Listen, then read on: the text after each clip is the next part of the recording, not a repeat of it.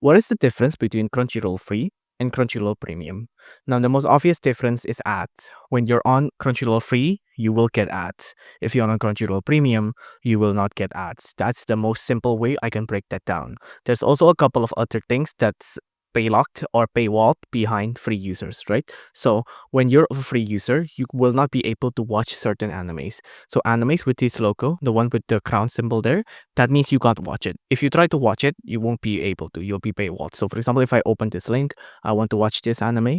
If I want to watch this anime, you can see it'll be paywalled here, right? So it's premium. So I can't watch this. So if I want to watch this, I will have to get premium. And then I will be able to get no ads as well if I get no premium as well, right? But if you want it to stay free, you can still watch animes, right? So for example, I want to watch One Piece, I can. That doesn't need premium.